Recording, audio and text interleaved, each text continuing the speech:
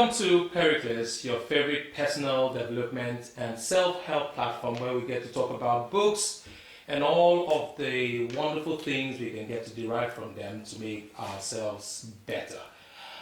My name is Inyang Ate Inyang, and I have with me here a remarkable individual. He is a leadership and life strategist. My personal coach, Victor Onochie. Once again, you're welcome. Thank you very much, Mr. Inyang. We'll go straight to the point. Today we are talking about a book, The 7 Habits of Highly Effective People, written by Stephen R. Covey. And I hear it is number 1. Yep. Number 1 on for me. For you. Yeah. Globally, what's its rating? So on Goodreads, it's actually the number 1 self-help book right now. Number 1. Yeah. That says a lot about it then. And it was written 1989. 1989. Yep. Well, I think that makes it a bit different from some of these books that have created so much impact. Within like the first decades of the last century and the Books second, like As a Man Thinketh, Think and Yes, Grow Think Rich. and Grow Rich and Yeah, all that. those ones are older. So this is a bit of a It's contemporary. it's more close by. It's So what exactly about this book? 7 Habits of Highly Effective People. Yeah. I always find it difficult trying to talk about it because, like I say, I'm a huge fan of what Covey did here. I call it the Book of Wisdom. The name for me doesn't really do justice because it's like a whole lot of books in one book. For instance, he has a book called First Things First, which is like some part of this being more expanded. So the thing is that he takes a holistic view of the human experience in trying to really live an effective life, to be an effective person. He talks about, first of all, he basically starts from us understanding that life is inside out. Life is coming from inside to outside. You know, basically almost like what As a Man Thinketh, James Allen talks about, that same principle. Then basically he's talking principles. Then he talks about paradigms and principles. Now, paradigms is basically how we see life, how we experience life, yes, and all. A very interesting tale, story he told in the book was about a man who was in the train with his kids, and he too was in the train, and the children were making all sorts of noise and all, and everybody just felt this kid. Yeah, I remember the story. Creating a lot of distractions, and all, and they just felt like everybody felt that same way. That why is this man not controlling his kids? But at some point, he had to take the responsibility to go and meet the man and say, "Please, could you caution your children? They are really making noise here, and people are." And the man just snapped out from like a dream and was like, "Oh, sorry." That actually he just lost his wife, their mother, so he's still struggling on how to take it. They just left the hospital now. She just died, and so that's the thing. But let him attend to them.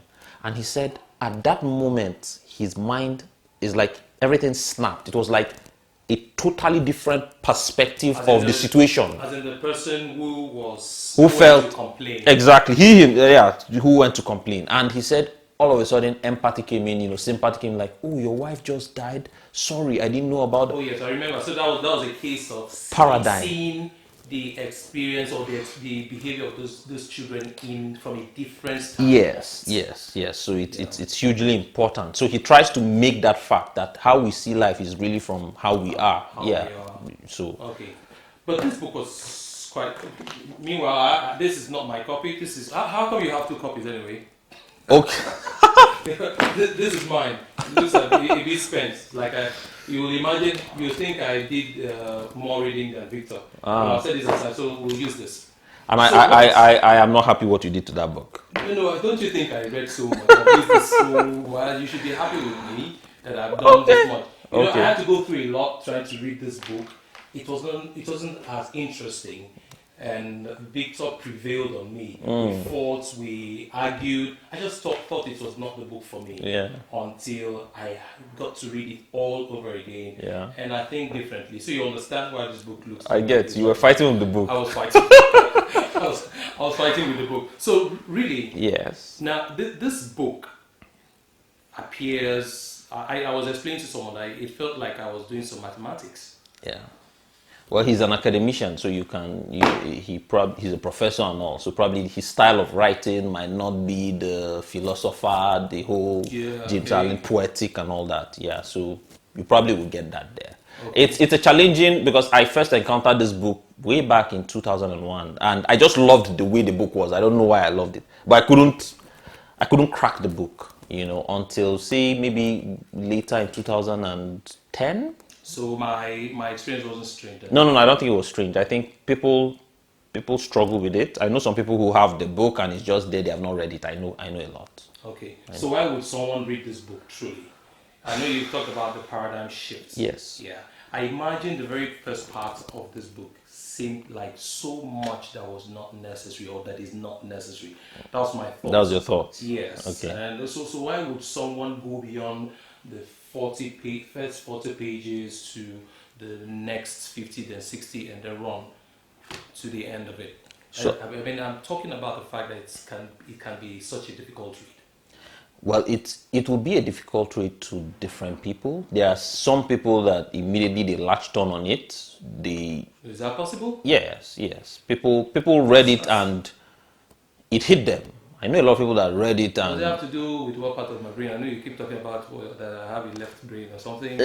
He talks about it, that some people are more left brain and some people are more right brain. Yeah, and all those kind of things. Is this where you got that from? Yeah.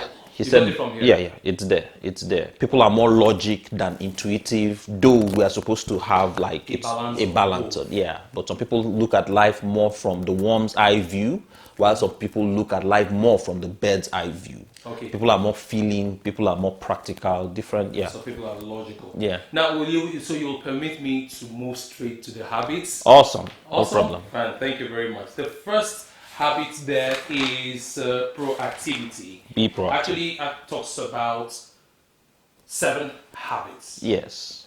And we'll go ahead to mention them. The first one is proactivity. Yep. Yeah, start with the end in mind. Begin with the end in mind. And then it goes to what's the third one? Put first things first. Sorry. Put first things first. Then always think win-win. Yeah, think win-win. Seek first to understand before being understood. Then synergy, and then sharpen the saw. What page is that, please? Oh, where I'm reading the content. That's what I'm looking from. That's what you're getting that from the content. Yeah, basically from the content. So I need to get that straight up. Go to the beginning. So this is it. It actually has this. Okay, this is basically how he broke it down. Okay. So basically what he's saying is the first 3 habits are more of personal victory. He's calling it independence, being independent, and then the other three habits, think win-win, seek first to understand before being understood, and synergy, that is interdependence, being able to work with people. Okay. So he's saying that first of all, you have to have independence, you have to have personal victory to really succeed in public victory. You have to succeed with self first before, to be better effective with other people. Yeah. So I'll read those habits again. The first one is be proactive. Yeah. And then the second one is begin with the end in mind. Okay. The third is put first things first. Yeah. Now it now moves to the next level, which is the public win. Yeah. Which calls for you to think win-win. And then it moves to seek first to understand, then be understood. Yeah. And then it goes to the 6th, which is synergy. And then the last, which is sharpen the saw. I just wonder why this is not within the circle. When you buy your copy, you'll be able to see what I'm talking about here. But it's actually outside the circle. We'll come to that later. But let's start with being proactive.